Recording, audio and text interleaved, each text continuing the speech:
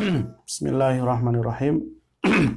Assalamualaikum warahmatullahi wabarakatuh. Al-Fatihah. A'udzu billahi minasyaitonir rajim. Bismillahirrahmanirrahim. Alhamdulillahi rabbil alamin, arrahmanir rahim, maliki yaumiddin. Iyyaka na'budu wa iyyaka nasta'in. Ihdinas shiratal mustaqim. صراط الذين أنعمت عليهم غير المغضوب عليهم ولا الضالين آمين. Semenika surat baru, surat As-Sajdah. Surat As-Sajdah, surat juz 21 okay. Surat yang ke-32. A'udzu billahi minasy syaithanir rajim. Bismillahirrahmanirrahim. Alif Lam Mim. Tanzilul kitabi la raiba fihi min rabbil alamin. أم يقولون افتراه بل هو الحق من ربك لتنذر قوما ما أتاهم من نذير من قبلك لعلهم يهتدون الله الذي خلق السماوات والأرض وما بينهما في ستة أيام ثم استوى على العرش ما لكم من دونه من ولي ولا شفيع أفلا تتذكرون يدبر الأمر من السماء إلى الأرض ثم يعرج إليه في يوم كان مقداره 1000 سنة مما تعدون ذلك عالم الغيب والشهادة العزيز الرحيم الذي أحسن كل شيء خلقه وبدأ خلق الإنسان من طين ثم جعل نسله من سلالة من ماء مهين ثم سواه ونفخ فيه من روحه وجعل لكم السمع والأبصار والأفئدة قليلا ما تشكرون وقالوا أإذا ضللنا في الأرض أإنا لفي خلق جديد بل هم بلقاء ربهم كافرون قل يتوفاكم ملك الموت الذي وكل بكم ثم إلى ربكم ترجعون صدق الله العظيم. Bismillahirrahmanirrahim. Alhamdulillahi rabbil alamin. Alhamdulillahilladzi hadana lihadza wa ma kunna linahtadiya laula an hadana Allah. Asyhadu an la ilaha illallah wahdahu la syarikalah wa asyhadu anna Muhammadan abduhu wa nabiyyuhu wa rasuluh la nabiyya wa la rasula ba'dah. Allahumma salli wa sallim wa barik ala sayyidina Muhammadin wa ala alihi wa ashabihi ajma'in. Summa amma ba'du. Qala rabbi shrah li sadri wa yassir li amri wahlul 'uqdatam min lisani yafqahu qawli. Amin. Para jamaah sekalian, para hadirin, para hadirat sekalian, kaum muslimin wal muslimat rahimani wa rahimakumullah. Alhamdulillah wonten ing enjang menika kita saged sareng-sareng thalabul ilmi kanthi nikmat lan rahmat saking Allah Subhanahu wa taala. Mugi-mugi Gusti Allah tansah paring berkah dumateng kawula panjenengan sami wonten ing dinten menika. Sholawat lan salam mugi tansah katur tansah kunjuk dumateng Nabi kita Nabi Muhammad sallallahu alaihi wasallam. Mugi-mugi kawula panjenengan sami tansah dados umatipun ingkang layak pikantuk syafaatipun samangke wonten ing yaumul kiamah. Amin Allahumma amin. Wonten ing pertemuan Ahad kapengker kita sampun ngerampungaken surah Luqman. Okay. Salajengipun kita mlebet wonten ing surat berikutnya, surat nomor 32 inggih menika surat As-Sajdah. Panji wonten ing juz 21 menika suratipun radi pendek-pendek. Nah, surat As-Sajdah ingkang kala wau sampun kita waos 11 ayat pertama menika ugi termasuk surat ingkang kagolong turun wonten ing periode Makkah, sehingga termasuk kategori surah Makkiyah. Nah, wonten setunggalipun keistimewaan saking surat menika, nggih tentu bilih dilihat dari namanya ingkang atosipun As-Sajdah utawi sujud nggih. Menika boten namung bilih sakmangke wonten ing salebetipun surat niku wonten ayat sajdah, ayat yang kita disunahkan untuk membaca melakukan sujud tilawah. Nah, boten namung menika ananging ugi dari maknanya menika memang juga ayat ini adalah sangat kuat ajaran saking Gusti Allah, pujian untuk mereka orang-orang yang bersujud. Orang-orang yang bersujud. Nah, mila saking menika dipun riwayataken wonten ing salah setunggalipun hadis sahih. Imam Bukhari meriwayatkan haddatsana Abu Nuaim haddatsana Sufyan an Sa'ad ibnu Ibrahim an Abdurrahman ibnu Hurmuz al-A'raj an Abi Hurairah, saking sahabat Abu Hurairah radhiyallahu anhu qala kana Nabi sallallahu alaihi wasallam, pilih riyin Kanjeng Nabi menika yaqra'u fil fajri yaumal jum'ati. Yaqra'u maos fil fajri wonten ing salat fajar, artosipun salat subuh, yaumal jum'ati ana ing dina Jumat, inggih menika surat Alif Lam Mim As-Sajdah wa hal ata 'alal insan.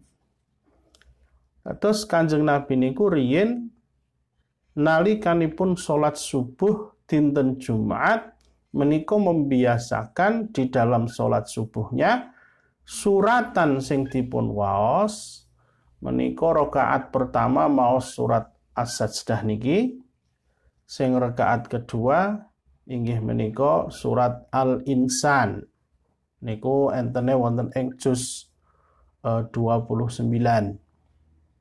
Nggih. Nah, dadi nika termasuk sunnah Nabi, termasuk ajaran yang biasa dilakukan oleh beliau, nggih. Dadi nek salat subuh niku dina Jumat suratane sing diwaca surat niki. Kaya dawa men, lah pancen.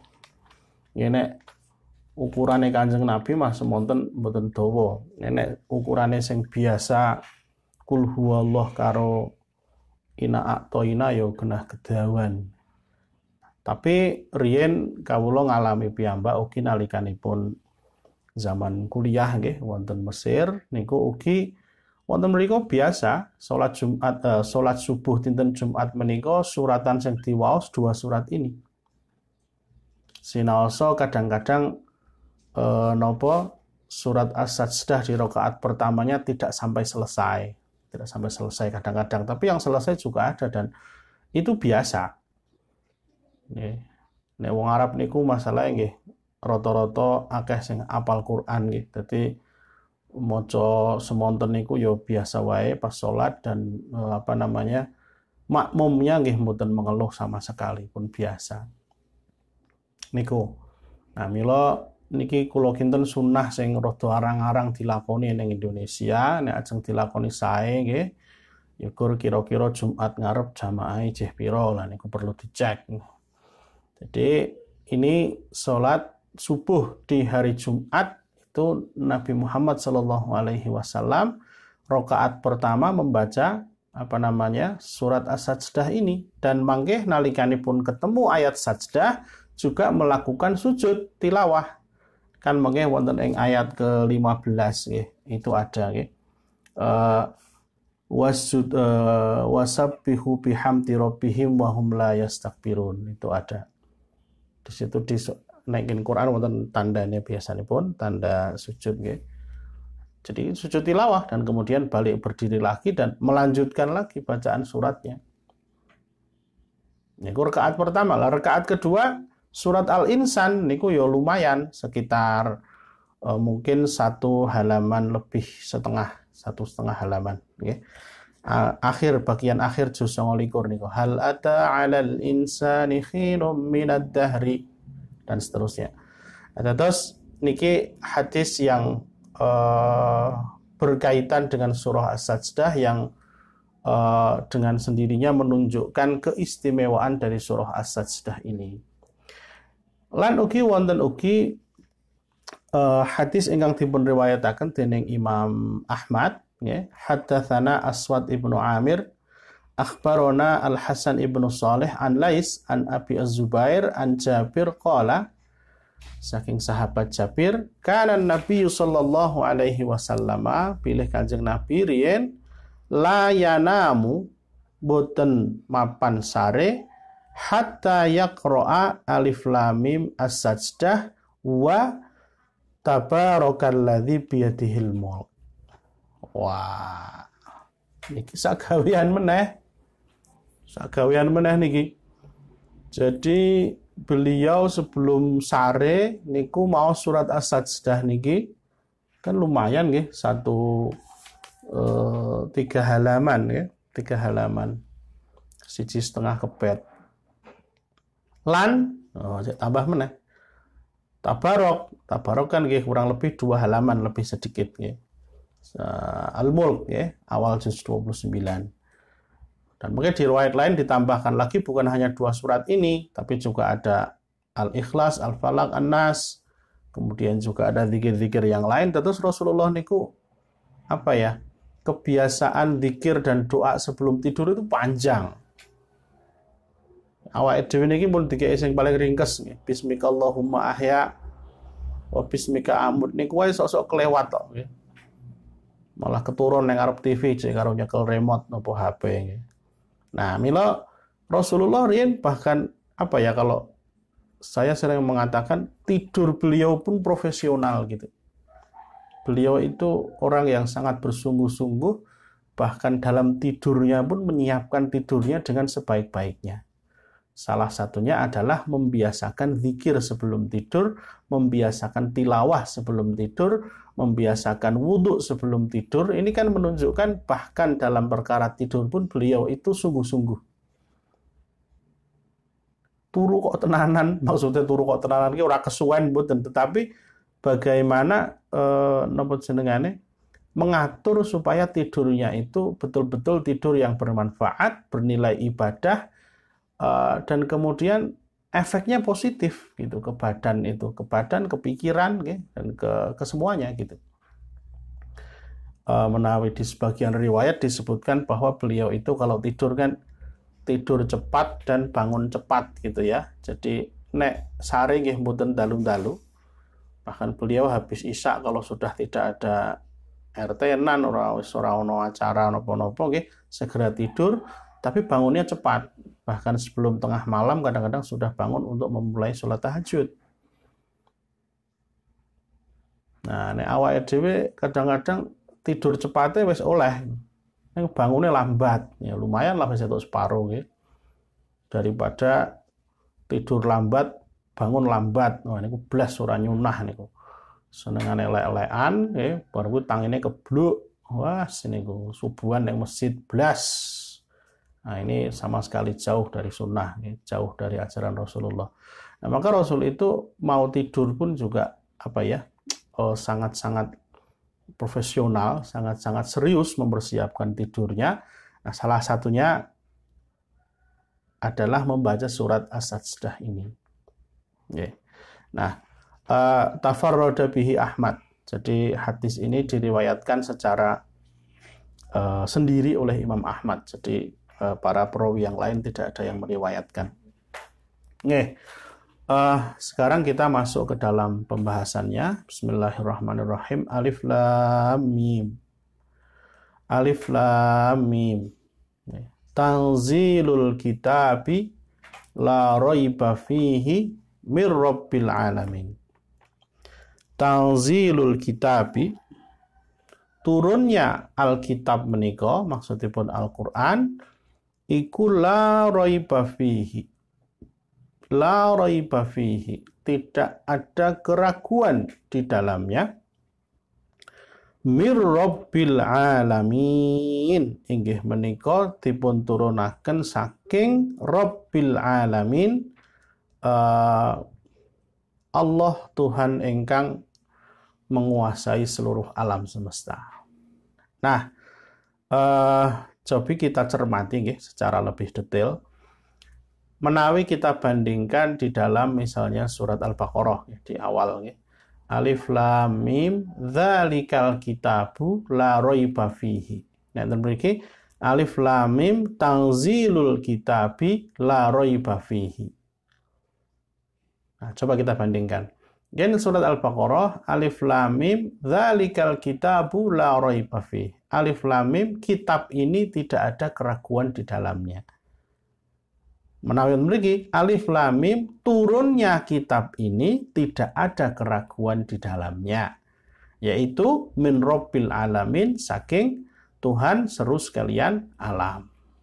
Jadi menawi wonten ing Al-Baqarah menika objek yang disebutkan tidak ada keraguan di dalamnya itu adalah isi kandungan Al-Qur'annya, sedangkan wonten ing surah As-Sajdah menika yang dikatakan tidak ada keraguan itu adalah bahwa Al-Quran ini turun dari Allah Subhanahu wa Ta'ala. Nah, sebab niki mangke berkaitan kalian ayat yang berikutnya nggih, sebab orang-orang kafir Quraisy menika menuduh bahwa Nabi Muhammad sallallahu alaihi wasallam menika membuat-buat, utawi kalau bahasa kita sekarang mengarang kitab suci Al-Qur'an.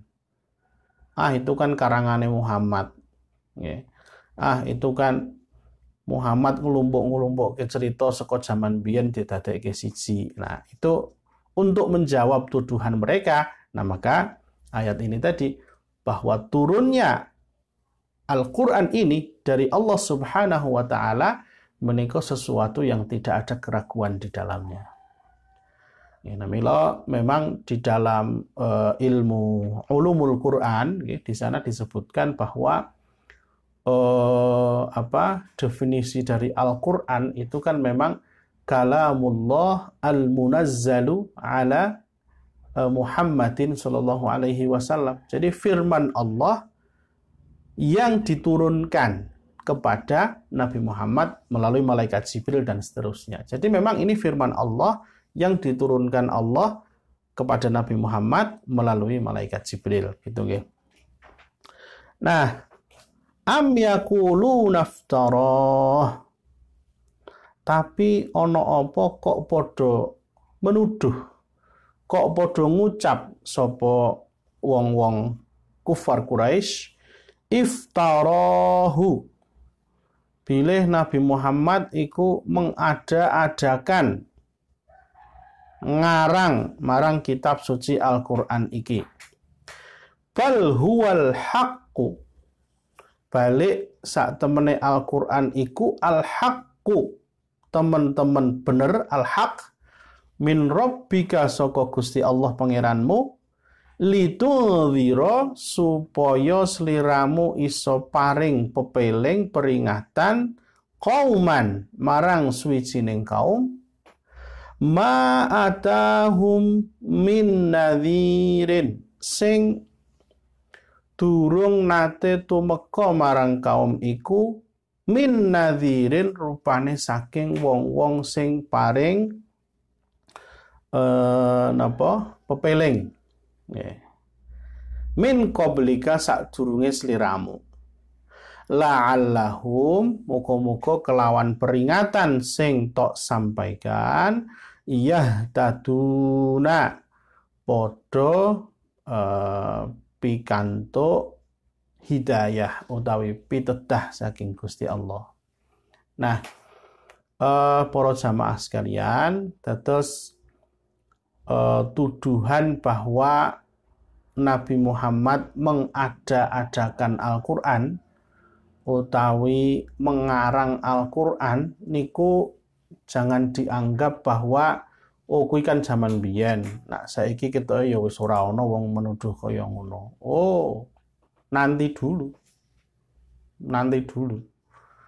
Zaman sekarang dengan bahasa yang sedikit berbeda dan kelihatan ilmiah, ngoten nggih. Niku banyak tuduhan-tuduhan seperti itu. Misalnya dikatakan, Al-Qur'an ini kan produk budaya. Al-Qur'an ini kan sebenarnya produk dari budaya-budayanya orang Arab. Sehingga tidak serta-merta semuanya bisa kita amalkan.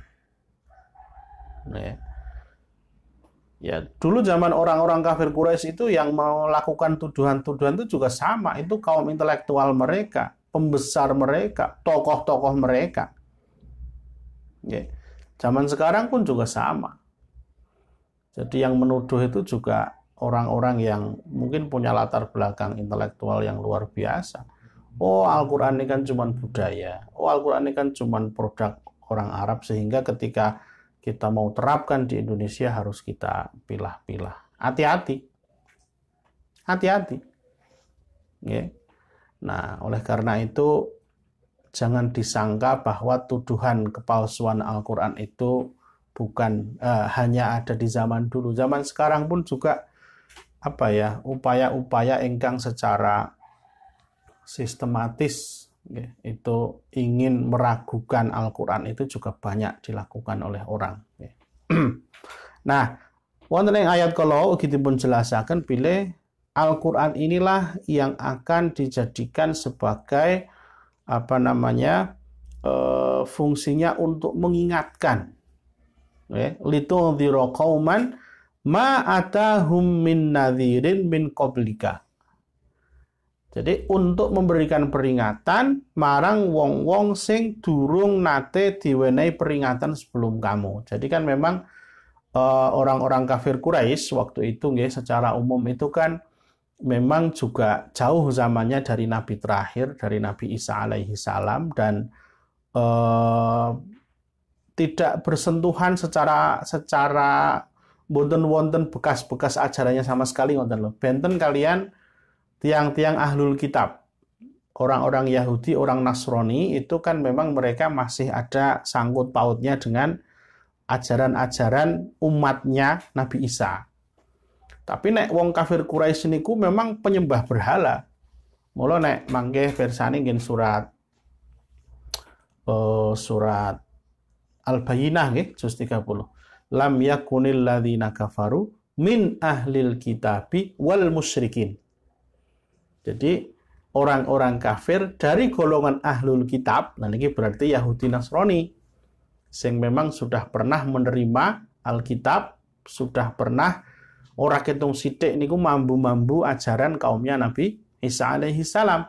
Sedangkan wal musyrikin, orang-orang musyrik ini memang betul-betul orang-orang Arab sing menyembah berhala, al-wathaniyun.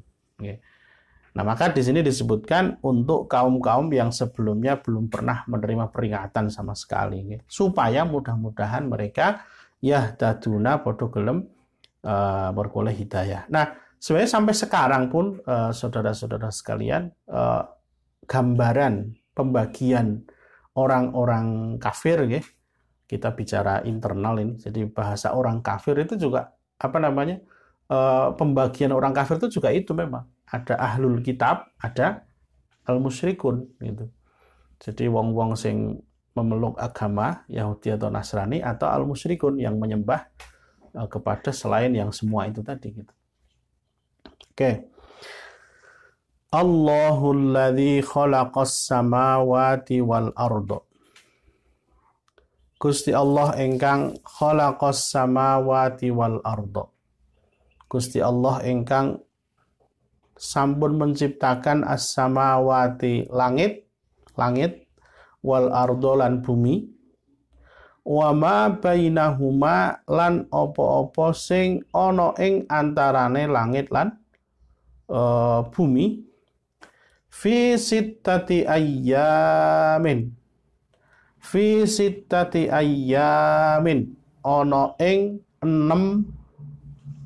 masa atau ing 6 dina nggih. Tsummastawa nuli Gusti Allah bersemayam utawi manggon alal arsy ana ing arsy. Nah,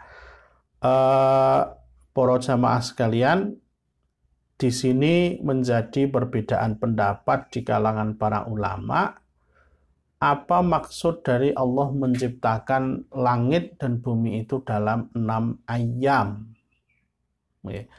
Sementara ternyata memang bukan hanya wonten ing surah As-Sajdah ini, tapi juga di surat-surat yang lain itu banyak disebutkan sittata ayyam ini. Allah menciptakan langit dan bumi dalam tempo 6 hari ini memang banyak didapatkan di ayat lain. Umpamanipun nggih wonten ing surat Hud ayat ke-7, di sana juga ada ayat wa huwallazi khalaqas samawati wal arda fi sittati ayyamin. Juga ada di surat Qaf ayat 38, Gusti Allah dawuh wa laqad khalaqnas samawati wal arda wa ma bainahuma fi sittati ayyamin. Nggih. Nah, terus di surat As-Sajdah ini Allahul ladzi khalaqas samawati wal arda wa ma bainahuma fi sittati ayyamin. Dan juga masih banyak ayat-ayat yang lain yang menyebutkan bahwa Allah Subhanahu wa taala menciptakan langit dan bumi dan apa-apa yang ada di antaranya itu fi sittati ayyam, di dalam 6 hari. Nah, disinilah nuli para ulama menika berbeda pendapat tentang maksud dari 6 hari ini. Nah, coba kita ringkaskan nggih. Kurang lebih ada 3 pendapat memaknai 6 masa, 6 hari ini. Al-qaulul awal, pendapat yang pertama, annaha sittatu ayyamin ka ayyamid dunya al-'adiyah. Bahwa yang dimaksud 6 hari di situ adalah ya seperti hari-harinya di dunia. Seperti hari-hari kita sekarang ini. Dadi nek 6 dina niku ya mulai dari Ahad tekan Sabtu tekan Jumat ngoten nggih. Ini disebutkan diantaranya oleh Imam Az-Zamakhsyari di dalam kitab tafsirnya Al-Kasyaf, kemudian juga Imam Ibnu Athiyah rahimahullah, dan juga di dalam kitab Al-Bidayah wan Nihayah yang ditulis oleh Imam Ibnu Katsir, beliau juga mengatakan al-jumhuru ala annaha ka ayyamina hadhihi. Jadi mayoritas ulama berpendapat bahwa 6 hari di dalam ayat itu maksudnya adalah sebagaimana hari-hari kita sekarang ini. Oke, itu pendapat yang pertama. Al-qaulu tsani, pendapat yang kedua, bahwa hari-hari di situ kullu yaumin miqdaruhu ka alfi sanatin min ayyamid dunya. Jadi saben-saben dinane wonten ing mriku napa jenengane diukur kira-kira sama dengan ka alfi sanatin 1000 tahun min ayyamid dunya. Wah, Jadi kalau satu hari dianggap 1000 tahun, berarti kalau 6 hari berarti 6000 tahun ukuran manusia. Nah, termasuk yang berpendapat seperti ini, Imam Ahmad ini mengatakan, wa amma qauluhu wa anna yauman inda rabbika ka alfi sanatin mimma ta'udun. Itu kan mungkin ngandape gen ayat yang kelima itu kan ada nanti, bahwa hari di sisi Allah itu seperti 1000 tahun menurut hitungan kalian, kana miqdaruhu alfasanatin mimma ta'udun. Atau di surat Al-Hajj ayat 47 juga ada, wa anna yauman inda rabbika ka alfisanatin mimma ta'udun. Kata Imam Ahmad, fahadha minal ayyam allati khalaqallahu fiha as-samawati wal ard. Inilah hari-hari yang dimaksud oleh Allah menciptakan bumi dan langit dalam 6 hari. Itu ini. Jadi seperti masing-masing perharinya itu ukurannya 1000 hari menurut ukuran kalian. Kullu yaumin ka alfi sanah. Nah, ini menurut pendapat yang kedua, dan juga ini dicantumkan berdasarkan di surat Al-Hajj ayat 47 dan mengeh wonten dengan dapipun surat As-Sajdah ayat yang kelima ini. Itu pendapat yang kedua. Nah, nuli pendapat yang ketiga, bahwa al-yaum yang dimaksud di dalam sittata ayyam inggih menika napa jenengane mutlaqul waktu. Jadi waktu yang tidak ada batasannya, atau kalau dengan bahasa kita manusia itu adalah satuan waktu yang kita belum mengetahuinya. Al-qaulu tsalits al-yaum mutlaqul waqti ay marhalatun zamaniyatun taqdiriyatun ghairu muhaddadatin. Jadi waktu di situ maksudnya adalah marhalah zamaniyah, satu fase, satu masa, takdiriyah yang diperkirakan, ghairu muhaddadatin, dan tidak ada batasnya. Dalam artian kita manusia niku belum bisa memperkirakan ukuran hari maksudnya di situ itu seberapa. Termasuk yang berpendapat seperti ini misalnya Imam Al-Baghawi, di mana Imam Al-Baghawi menika dawuh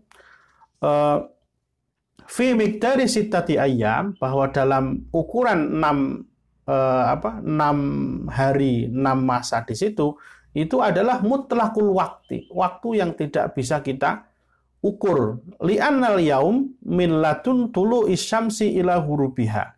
Sebab hari ukuran kita hari ini itu adalah mulai terbit matahari sampai tenggelamnya matahari. Walam yakun yauma idzin yaumun wala syamsun wala samaun. Sementara ketika diciptakan langit dan bumi itu belum ada matahari, langit juga baru diciptakan. Sehingga tidak mungkin kalau hari di situ itu maksudnya adalah hari seperti kita di dunia. Lah wong srengenge sing dadi ukuran hari itu belum ada. Nah, ini juga disebutkan oleh Imam Al-Alusi di dalam tafsir beliau, tafsir Ruhul Ma'ani. Wala yumkinu ayyurada bil yaumi al-yaumul ma'ruf. Tidak mungkin hari yang dimaksud di situ adalah hari yang kita kenal sekarang ini.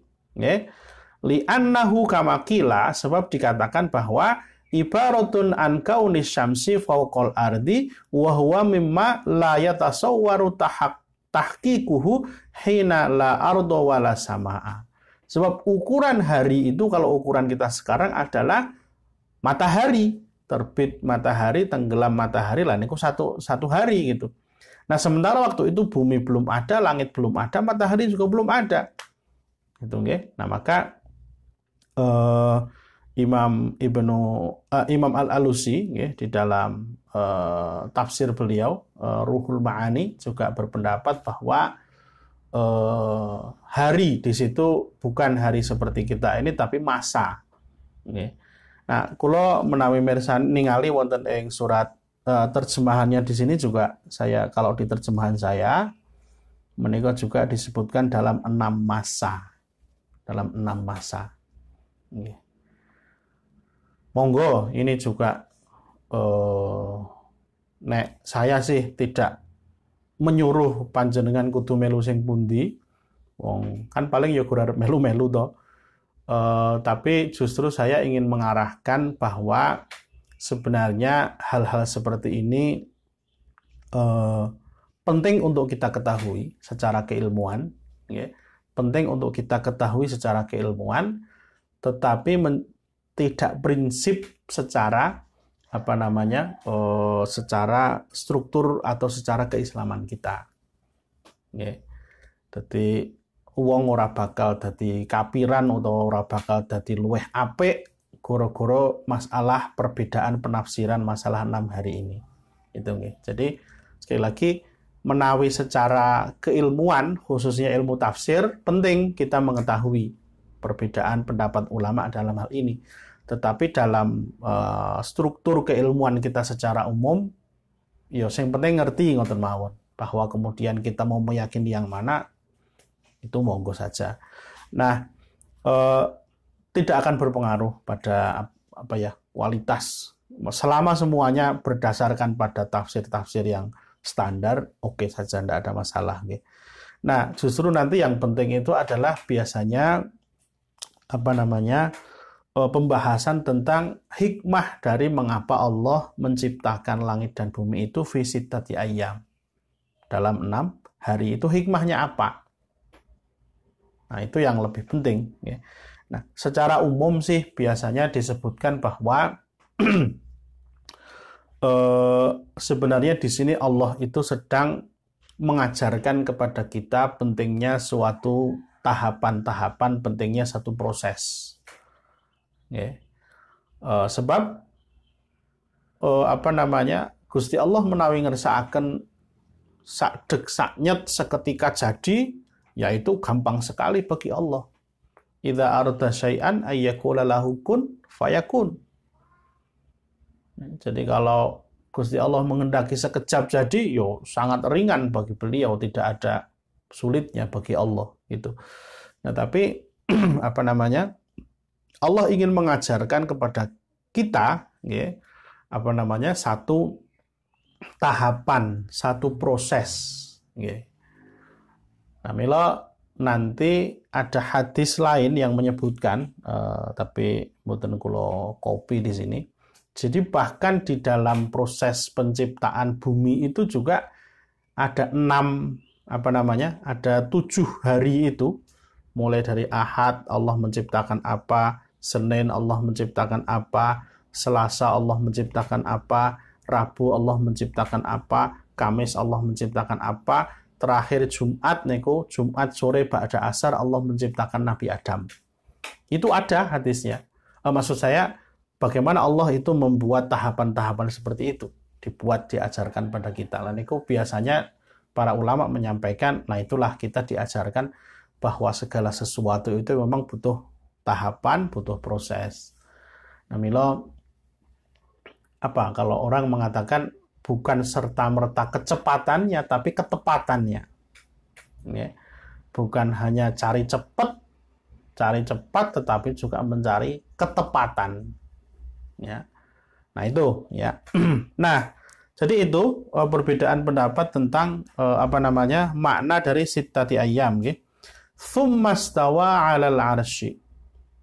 Tsumma stawa 'alal 'arsy. Nuli Gusti Allah istawa, bersemayam 'alal 'arsy, di atas arsy.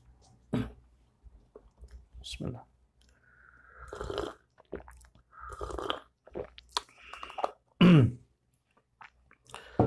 Ini juga banyak kita baca di ayat-ayat yang lain bahwa Allah Subhanahu wa taala istawa 'alal 'arsy. Imam Malik dalam satu dialog yang sangat masyhur, beliau ditanya oleh seseorang tentang bagaimana Allah bersemayam di atas arsy, itu ceritanya piye gitu kan. Nah, beliau menjawab al-istiwa ma'lum. Jadi yang perlu kita ketahui adalah bahwa Allah bersemayam di sana. Wal kaifu majhul. Caranya seperti apa tidak kita ketahui. Yang jelas tidak sama dengan caranya makhluk. Lungguh nopo ngadeg nopo-nopo tidak sama dengan makhluk. Wasu'alu anhu bid'ah, kata beliau. Dan menanya-nanyakan atau mencari-cari tahu tentang bagaimana cara Allah bersemayam di sana itu bid'ah, mengada-ada. Atau di luar sesuatu yang ditugaskan kepada kita. Wal imanu bihi wajib. Yang penting wajibnya adalah kita beriman Allah ada di sana. Gitu aja. Ya, jadi tidak boten perlu kita terlalu mencari tahu ya, tentang bagaimana Allah bersemayam. Yang jelas prinsipnya Allah sama sekali tidak sama dengan makhluk. Ya, subhanallahil azim. Maha suci Allah dari semua kesamaan dengan makhluk, sehingga tentu dengan cara yang tidak bisa kita gambarkan oleh akal kita. Yang jelas bahwa memang yang namanya arsy itu adalah tempat yang tertinggi. Terus sahabat Abdullah bin Mas'ud menika pernah ngendikan ngeten, bainas sama'id dunya wallati taliha khamsumi'ati amin. Jadi antara lapis-lapis langit, satu lapis dengan lapis berikutnya itu ada kira-kira jarak perjalanan 500 tahun. Wa baina kullu sama'in masiratu khamsimi'ati amin, dan setiap langit itu jaraknya tadi 500 tahun. Nah, sebagian ada yang mengatakan tebalnya bukan jaraknya. Wa ghalzu kulli sama'in, kalau ini berarti tebalnya. Bisa jadi dua-duanya, tebalnya 500 tahun, jaraknya juga 500 tahun. Wa bainas sama'is sabi'ah wa bainal kursi. Nah, lalu kalau sudah sampai di langit ketujuh, di atas langit ketujuh itu ada namanya al-kursi. Nah, yang ayat kursi wasi'a kursiyyuhus samawati wal ard. Jadi kursi itu tentu beda dengan kursi basa Jawa Al-kursi itu letaknya di atas langit ketujuh. Nah, itu juga sama napa jenengane bainas sama'i as-sabi'ah wa bainal kursi khamsumi'ati amin. Kurang lebih 500 tahun perjalanan. Wa bainal kursi wa bainal ma', dan di atas kursi ada lagi al-ma', air. Nggih, khamsumi'ati amin. Jarak 500 tahun lagi. Kan enten ayat surat napa nggih? Mungkin coba dibatasi. Wa kana 'arshuhu 'alal ma'. Jadi arsy itu letaknya di atas air. Nggih. Jadi rasa dibayangke lah. Pokoknya letaknya di atas air gitu. Ayatnya begitu nggih. Wa bainal ma'i wa bainal kursi wa bainal ma' khamsumi'ati 'am. Jadi antara kursi dengan air itu tadi ada 500 tahun perjalanan. Nah, wal arsyu fauqal ma', dan al-arsy itu ada di atas air. Nah, wallahu fauqal arsy, dan Allah ada di atas arsy itu. Wala yakhfa 'alaihi syai'un min a'malikum. Tidak ada yang tersembunyi dari Allah sedikit pun dari semua amal-amalmu. Masya Allah. Subhanallah. Jadi kira-kira kalau kita melihat susunan singgasana Allah itu seperti itu, bumi 7 langit, ada kursi, ada al-ma', dan yang paling atas adalah al-arsy. Nah, oke, kembali ke ayatnya. Jadi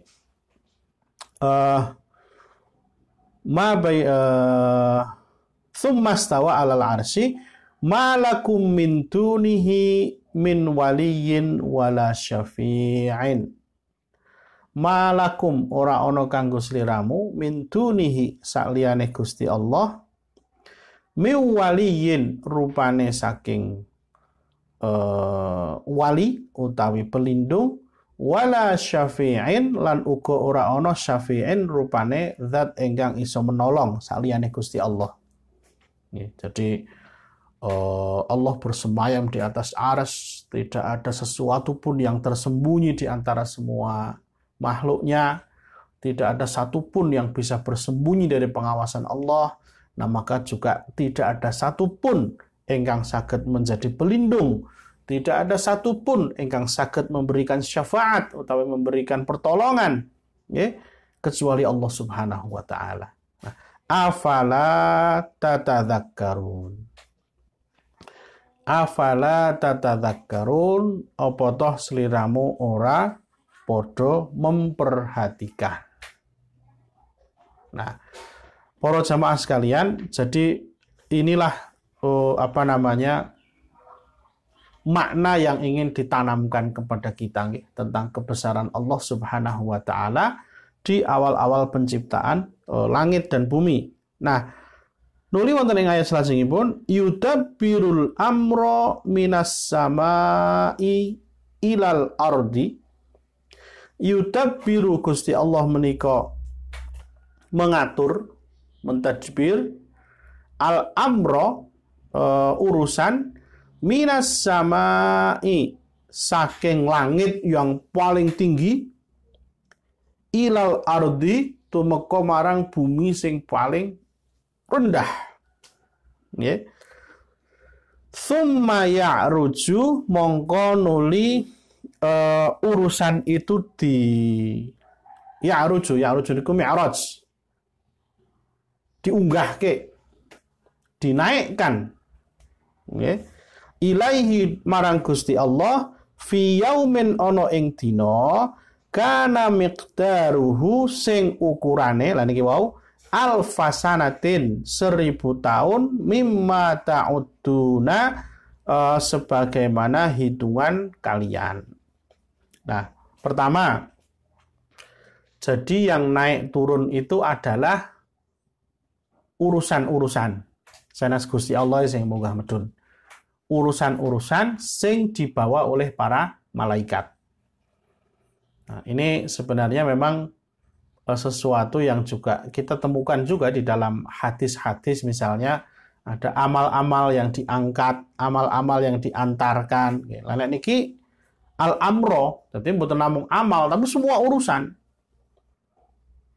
Terus misalnya masalah tumbuh-tumbuhan, masalah hewan, masalah takdir, masalah apa saja, nggih. Niku Allah mengatur itu semua. Jadi yang naik turun itu urusannya. Kemudian naik turunnya itu ukurannya adalah 1000 tahun sebagaimana ukuranmu. Nah, menika menurut tafsirnya dipun sebataken nggih Imam Mujahid nggih lan Imam Qatadah menika ngendikan an-nuzul minal malaki fi masirati 500 amin wa su'uduhu fi masirati 500 amin. Jadi turunnya 500 tahun, naiknya 500 tahun. Sehingga digenep dadi 1000 tahun. Walakinnahu yaqta'uha fi tarfati ainin. Tetapi dalam prakteknya untuk ukuran malaikat itu sesuatu yang sangat cepat sekali. Tapi ukurannya menungso, niku wis kaya perjalanan 500 tahun. Nggih, kula kinten niki mirip-mirip dengan biasanya kalau kita mencoba melogika kayak seperti Isra Mi'raj ya, Isra Mi'raj itu kan Rasulullah diperjalankan dari Masjidil Haram ke Masjidil Aqsa, lalu naik ke Sidratul Muntaha, kembali lagi ke Masjidil Haram. Itu kan jarak yang secara logika manusia sangat jauh, tetapi bisa ditempuh dalam waktu singkat. Biasanya kan logika nih kan koyok semut. Semut niku nek kon mlaku kawit kene tekan kene mriki Ketengaran nggih. Saking Ketengaran dumugi Solo Semarang katakanlah. Solo Semarang semut kon mlaku, mbuh pirang sasi pirang tahun mungkin durung tekan. Walaupun lewat jalan tol sekalipun semut mlaku nggih. Tapi kalau dia ikut mobil, naik mobil dari Solo ke Semarang mungkin cuma 1 jam. Dengan kecepatan 100 km per jam itu 1 jam sampai. Sing itu menurut logika semut, jarak Solo Semarang itu jarak perjalanan berbulan-bulan. Tapi begitu ikut mobil itu 1 jam sampai, gitu loh nggih. Nah, jadi sama, ini kurang lebih jarak dari langit ke bumi, dari puncak langit ke dasar bumi, kemudian naik lagi, itu bagi malaikat sesuatu yang sangat cepat. Diperintah dening Gusti Allah, tapi nek diukur dengan harinya manusia itu 500 napa? 500 dino 500 tahun mudune, 500 tahun munggahe. Nih. Kita misalnya menawi berpikir di dalam pelajaran apa fisika nggih. Itu kan katanya sinar matahari itu sampai ke bumi butuh 8 detik. Ya kan? Sinar matahari ke bumi itu butuh 8 detik. Kenapa 8 detik? Sebab yang dipakai ukurannya adalah kecepatan cahaya. Nah, malaikat ini kan tercipta dari cahaya juga sangat cepat berarti kan. Jadi karena ukurannya cahaya, matahari ke bumi itu 8 detik. Tapi nek ukurannya awake dhewe mlaku, matahari yang bumi ayo empuh. Tekan mati ya durung tekan. Bahkan kita pakai pesawat yang paling canggih sekalipun juga belum akan sampai ke sana gitu. Tapi kalau ukurannya cahaya itu 8 detik sudah sampai. Itu nggih. Jadi itulah maksud dari kenapa naik turunnya urusan tadi itu kana miqdaruhu alfasanatin mimma ta'udun. Nah, yang penting ayat sing kerine niki, dzalika alimul ghaibi wasyahadah. Nah iki. Dzalika alimul ghaibi wasyahadah.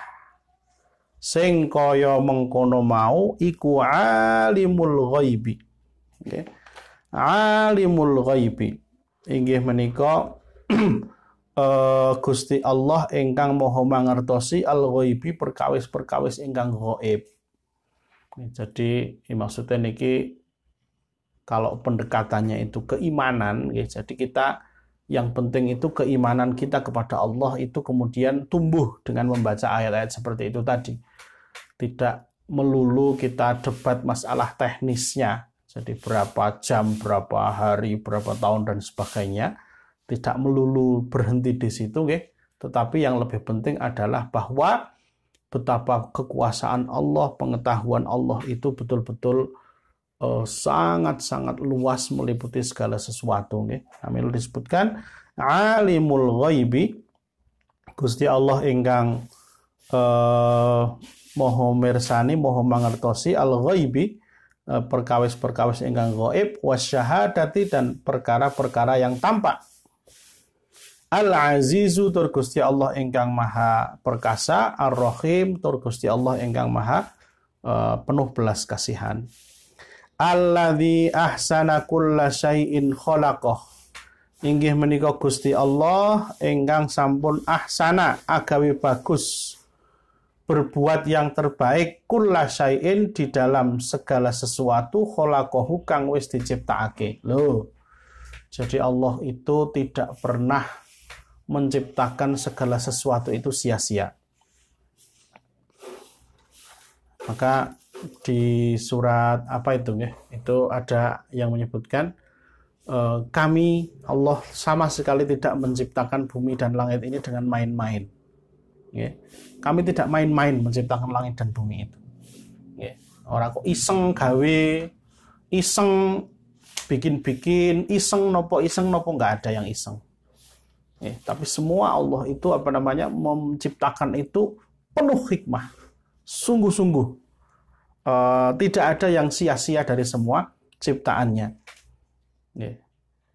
Nah, maka termasuk juga niki nek di dalam perenungannya Imam Ibnu Athaillah yang masyhur dengan kitabnya Al-Hikam, Athaillah Shahibul Hikam, beliau mengatakan jika engkau idza dzananta billahi haqqadz dzanni, jika engkau memiliki persangkaan yang sebenar-benarnya atau sebaik-baiknya persangkaan kepada Allah, kata beliau, maka kamu akan tahu bahwa fa'innal man'a huwa ainul ata'.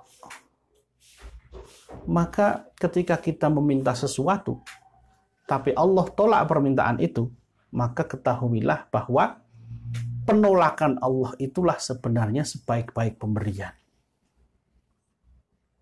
Pusing betul. Tak baleni nggih. Jadi kita ini meminta sesuatu. Ternyata Allah tidak mengabulkan. sebenarnya bukan tidak mengabulkan, tetapi Allah itu memberi sesuatu yang lebih tepat untuk kita. Begitu loh maksudnya. Maka kata beliau, fa innal man'a huwa ainul ata. Penolakan dari Allah itu adalah pemberian yang sesungguhnya. Dalam ya? Ya memang dalam.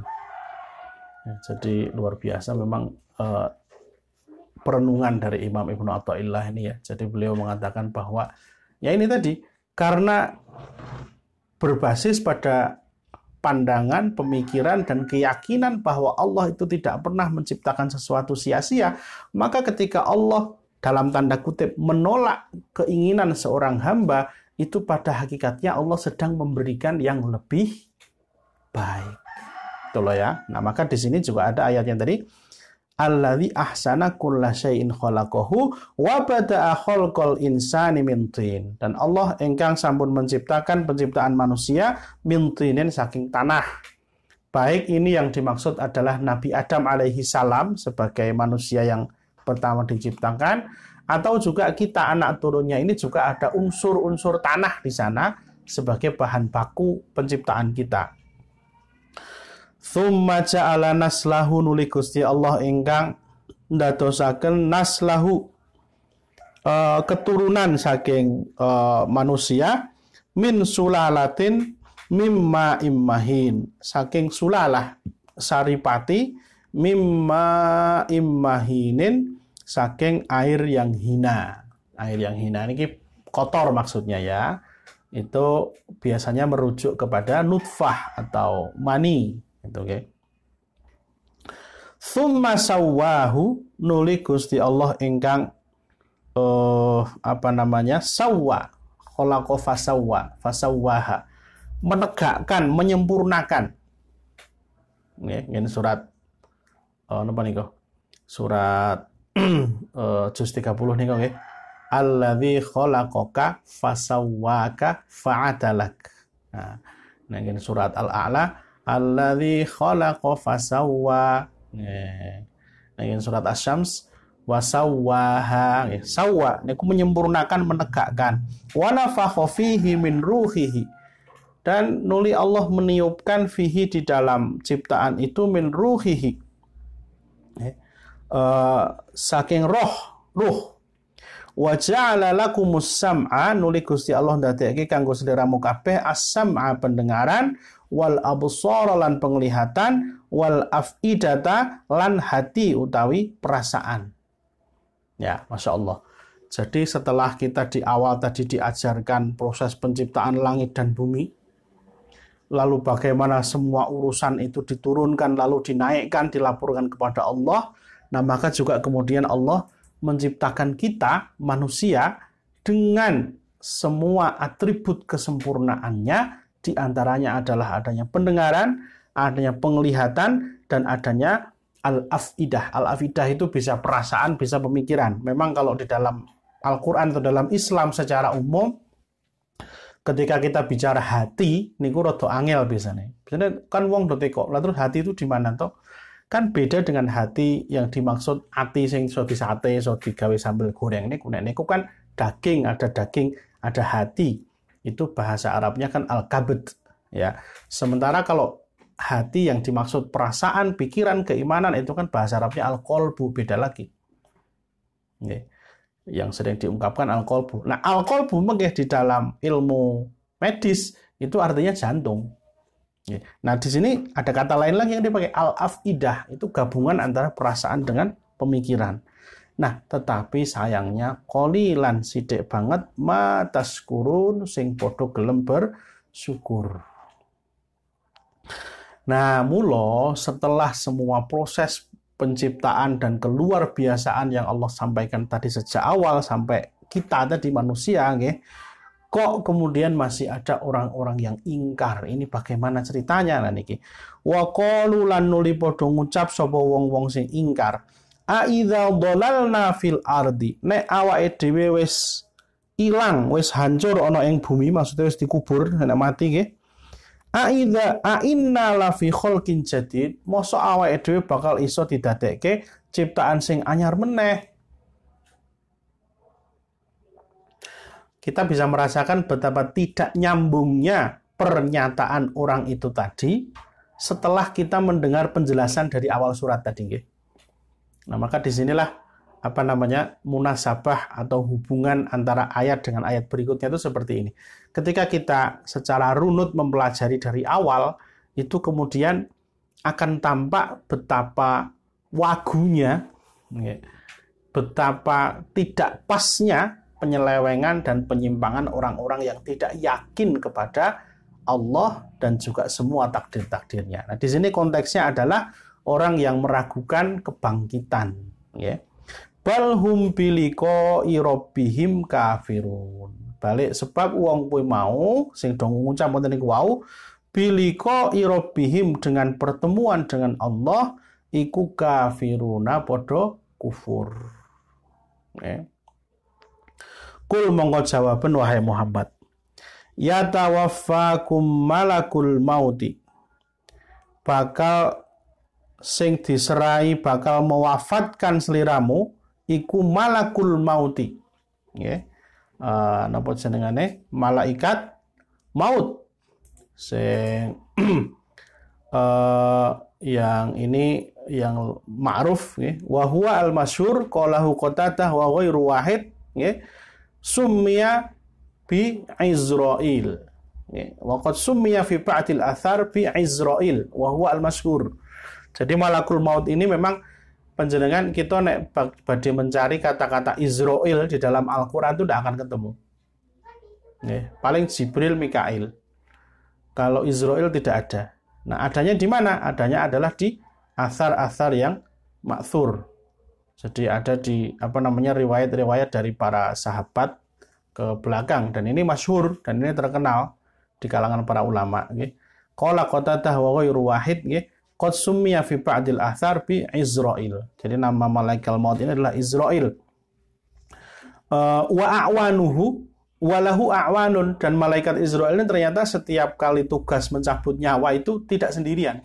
Lahu a'wanun, dia punya pembantu-pembantunya yang banyak dari sesama malaikat juga. Sebab ada hadis warada fil hadis anna a'wanahu yantazi'unal arwaha min sa'il jasad. Jadi ada hadis yang menyebutkan malaikat Izrail dan pembantu-pembantunya niku mencabuti ruh-ruh dari seluruh jasad.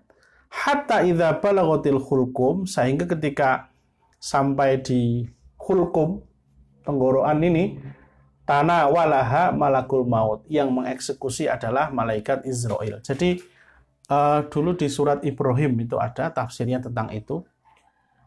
Wong niku nek ajeng mati niku mulai dari ujung jari kakinya kan sudah dingin. Nah niku sebab pembantu-pembantu malaikat Izrail itu sudah mulai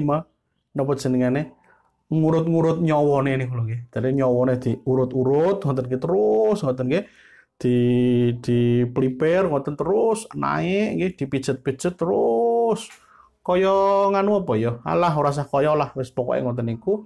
Nah begitu sampai di sini, sampai nyawa itu udah ngumpul di sini, niku mengke yang mengeksekusi adalah malaikat maut utawi Izrail. Nah, maka biasanya tanda lepasnya nyawa itu kan yugharghir. Ketika gerak di sini kemudian jadi lepas nyawanya.